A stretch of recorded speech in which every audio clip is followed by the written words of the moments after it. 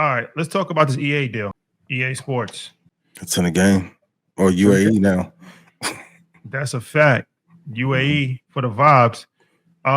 So EA Sports. So we talk about. Oh, can they hear me? Because this is important. I can hear you loud and clear. Chat, can you hear me? Can you hear me, chat? I say your mic's fine.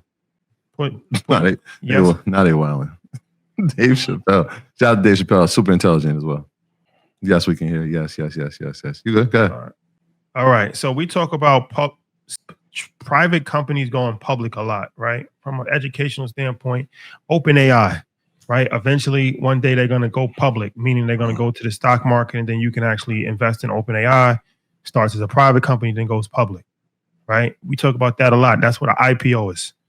But sometimes it actually happens in reverse. I guess the most famous one up until now has been Twitter.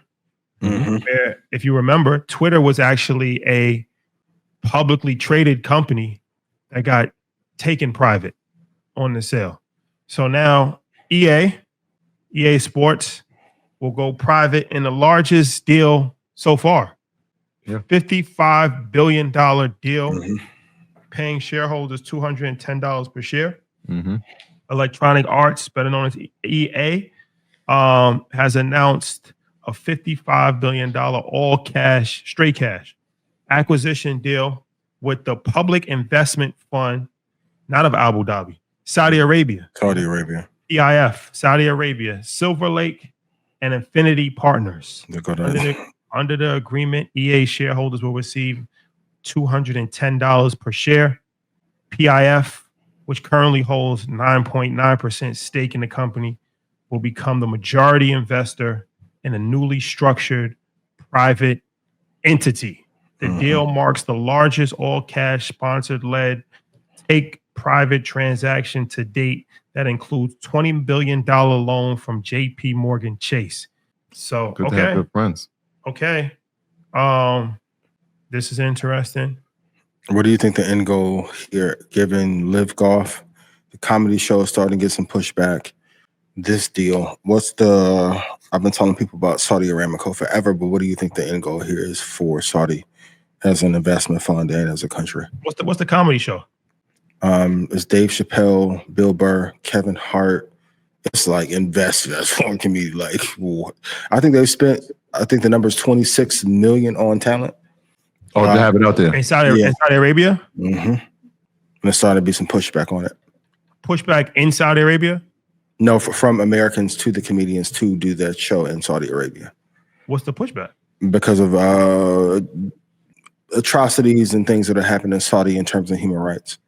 Well, I know Dave Chappelle doesn't care about that, so you can't cancel Dave Chappelle. He's uncancelable.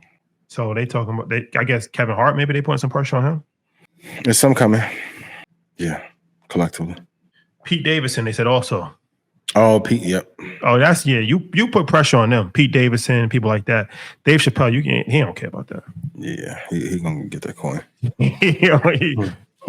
Especially if you go pick up quick 15. Dave Chappelle, a man of integrity. Dave, good dude. Chappelle don't give a one of the greatest. All right, yeah, so from an educational standpoint, why would somebody take over a company like this? Well, one reason is full control. That's what Elon Musk did with Twitter. He wanted full control to spread his nonsense.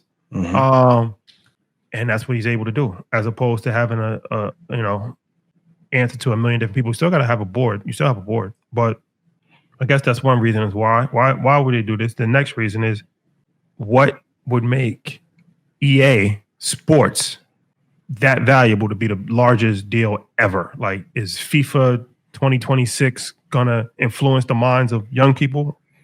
Like, or is it just that? Is it valuable like that from a cash cow perspective? Like, why would this be the most valuable transaction of all time? And you gotta pay a premium to get it off my hands, especially if I'm already invested in it. A lot of times in negotiation, you have to have a deal that's so irresistible that the investor or buyer can't say no to it. So it's like the story where you hear of a guy went up to a house and maybe worth $400,000 and his wife wants the house, so he offers 3.6 so he can get it immediately. This is the tech version of that. is FIFA and NBA Live and Battlefield that valuable? Maybe not now, but in terms of media to display your messaging on, and also with the slow erosion of America. We were saying this before the show started. They just ripped out a page out of America's playbook for what we did. Like G.I. Joe was a military campaign that was pro-military, and so was Call of Duty. This is just them doing it in reverse to get more eyeballs on their country for their ultimate goal in the end. Saudi Arabia, you talking about? Yes. But how does Saudi Arabia get more eyeballs on this country by buying EA Sports? There's clearly a clear blueprint in Dubai for entertainment. I think this is a one piece and a concerted effort over the next 4 or 5 years to make that an entertainment and business hub as well, the same way that Dubai did, while we're going through a slow erosion period. They're definitely 100%. They're 100% trying to copy Dubai's model, but I'm just interested to know why the video. I understand from a concert standpoint, from a comedic standpoint, that makes a lot of sense. Increase tourism, rebrand the country, get people interested in it, 100%. Live golf, 100%. But why does EA Sports? Sure, go ahead. I literally just said this like earlier in the show. Like, this is not about video games. This is about the next wave of entertainment and a deeper integration inside of artificial intelligence and having the user base. This is why, again, a company like Silver Lake, which is one of the most powerful private equity companies in the world, is involved. Right? It's the reason why they involved in TikTok. Right, from a data standpoint, it's the reason why they're involved with Stargate. From an infrastructure standpoint, it's the reason why they're involved with UFC and WWE from entertainment. And now they have, from a gaming standpoint, all those things. How do we get deeper into the integration? How do we get a user base?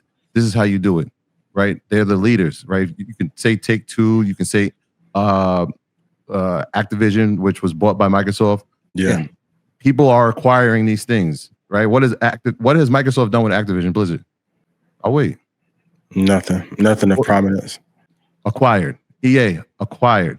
You put all those mediums in terms of how we can reach people at the largest scale, they have it. If this is going to go private in June of next year, right? They don't care if Madden 27 sells or not. That doesn't matter. It won't matter. That those things, yes, it'll bring in billions of dollars of revenue each year because people will buy it. I'm one of those people. Battlefield will sell.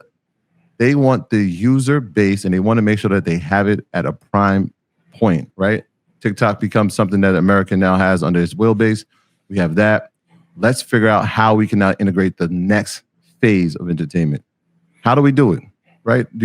They're now doing like sporting events.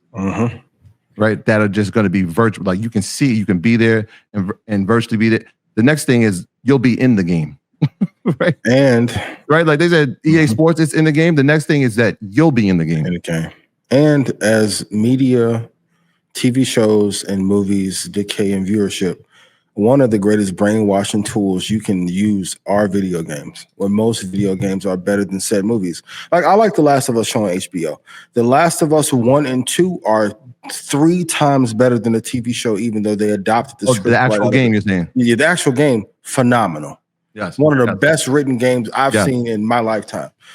If the average person, I think my brother told me this 3 or 4 years ago, the average video game player or user is spending 6 to 12x amount of time playing video games in an immersive experience than they are watching any TV show. Take a game like God of War. God of War has more fanfare than whatever biggest TV show that comes out that's popular for 3 weeks. Yeah. So if you deploy your messaging or your propaganda against that asset, they're taking a page out of our blueprint. Yeah, Darcy, you're right. GTA, there won't be anything bigger than that. GTA 6, when that drops next year, same blueprint. Yeah. Same blueprint. Yeah.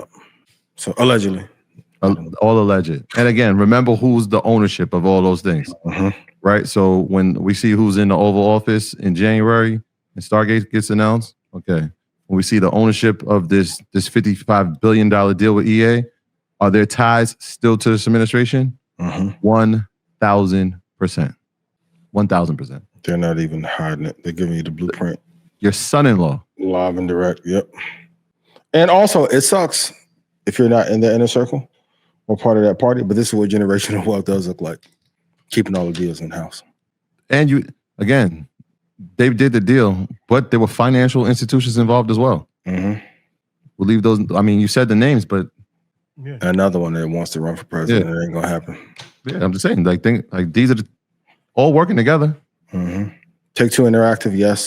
Ticker TTWO. Great stock, great investment, great long-term hold for sure. Follow the money. Follow it every time. It's gonna lead you to the answer. The Bad Bunny thing, what we talking about that on Blackout? Benito, that Bonnie. Congrats to Benito. Congrats. On fire, yo. Congrats. On fire. Congrats. Show was phenomenal too. I watched the Amazon joint. Different. Time. Different. Bonito. Yeah. Mm-hmm. Legend. Sure. What he's done for his country? Different. GDP mover for real.